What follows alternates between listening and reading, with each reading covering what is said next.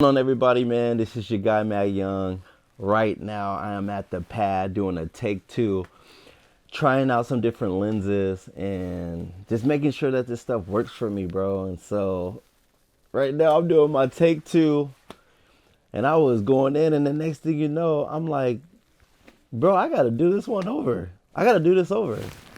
But what I wanted to share with you guys, man, today is this topic is on fear. Like, I woke up like, what is going on? Why do people that don't know me fear me? Is it because of my confidence? Is it because of my dreads? Is it because of my skin tone? Is it because of my tattoos? Never got to meet me, but they fear. But it's crazy because I remember being just like that. And the thing about me, guys, when I give you guys something, I don't want you guys to think that I'm talking in a place that I've never been. I've never been. Know exactly how that stuff feels, man. So let's go ahead. I'm going to read this thing, but I'm going to start it off with, I'm going to share something with y'all. When I was 23 years old, I found out that I was dyslexic. For you guys that may or may not know, man, I don't really want to say, because I don't really have that information. I don't have the scientific or the doctor diagnosed dyslexia information, but this is what I know, and this is what I've done. People can diagnose you and say that you have an issue and all that other stuff. I believe that you can figure out, well, what is the method that I've missed, and let's figure it out. Now, couldn't read. I couldn't remember. I was misplacing words. But man, I didn't let that be the reason why I tap out. I didn't let that be the reason why I gave up. And I didn't let that be the reason why I accepted dyslexia. I was like, no way.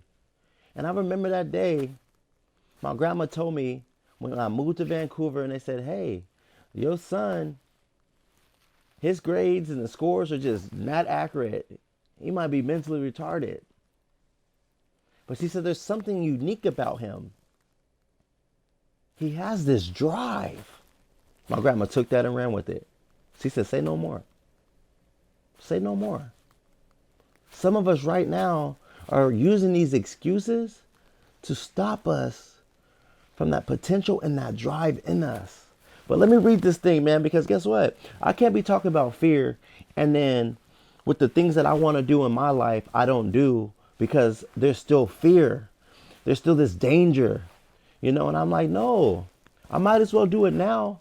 And even though I'm doing it, it may not be at the highest level, but at least I did it. At least I got in front of the camera, was vulnerable and kept it real. But that doesn't mean I'm not going to stay there, you guys. I'm going to keep working. I'm going to keep improving, and I'm going to keep getting better. I may not be at the best that I want to be at, but it's not the end of the world. Keep working. You stop growing when you choose to say you're done. You stop growing when you figure out you got it all figured out. That's when you stop growing. So let me go ahead and go, man. Fear, an unpleasant, often strong emotion caused by anticipation or awareness of danger. Anticipation or awareness of danger. An unpleasant feeling. An unpleasant, often strong emotion caused by anticipation or awareness of danger. I think about two different type of fears when I look at this. And there's a worldly fear and there's a godly fear. The worldly fear will allow you and make you think like you can't be better. Don't even try because you're going to fail.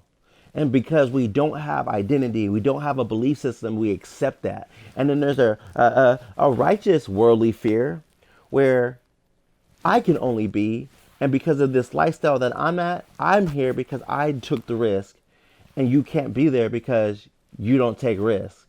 And then instead of uplifting you and building you up, they build you down. But then there's a godly fear. And most people are like, oh man, what is the fear of God? Man, he over here in the Old Testament chopping people's arms off and all this other stuff. But what's the fear of God? In the scriptures, it said it's the beginning of wisdom. What is wisdom? God's word. But what does wisdom do? It gives you and allows you to be better, think better, act better, treat better, love better, seek better, find better, hope better. And that's what's so great about it, man. And so I wanted to share with you guys is that because you don't know me, I'm going to do my best to give you the best presentation of who I am. I'm very passionate and excited and want you guys to understand that what I possess in me, you possess in you. And I'll be a fool to be on here and branding myself and letting you guys know that my business, my brand, I'm in the build the people business. It's all about building the people because you are the product. But I get it. Being in these different environments where nobody builds you up, nobody loves on you, nobody cares about you. People build you down. And then that's what you allow to be your identity. Even if you confess it or you don't confess it, you accept it. And you don't have to confess to accept. You can just accept and by your actions. And then that's what you are, regardless of what you voiced out with your mouth. And I'm here, guys, that I'm never going to ever tell you something that I ain't never lived. I can't. I can have all the knowledge in the world, but I just won't feel comfortable giving you something that I've never experienced because it's not real. It's like, for instance, you're in your house having family time and I'm outside your house in the window looking in, outside looking in. Because I'm outside looking in and I may get my own understanding or interpretation of what that looks like, I can't really understand or hear because I'm not inside. I haven't experienced what happened inside. Now knocking on the door and then you invite me in and then now I'm in that fellowship in that movie or that moment with you guys. Now that's a different thing. But don't let your emotions, don't let your past, don't let something that you experience damage your opportunity of your present, your future. Letting past things damage the present and the future. This is one thing that I want you guys to understand. We don't determine our future. Our habits do. We do not determine our future. Our habits do. We are creatures of habit. So if I don't have good habits, how am I going to have the best future for myself, for my loved ones, for my lady, for my kids, from the business? So I wanted to share that with you guys. And I hope that you guys take the time to watch this video. What's crazy about information right now is people won't watch this because it's too much time. But then they'll do an activity that is a bad habit, but because they're used to it so much that they don't understand how much time they put in, but they don't worry about that because in their minds, they're benefiting. Just because you reap foolishly doesn't mean you benefit. Just because you're reaping foolishly doesn't mean that you're benefiting, you're reaping what you sow. You can be so foolish and be reaping a harvest that it was never for you. Just because it's a harvest don't mean that it's good. Harvest don't mean that it's always good.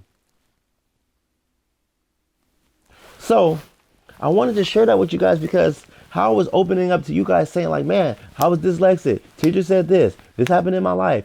Guess what?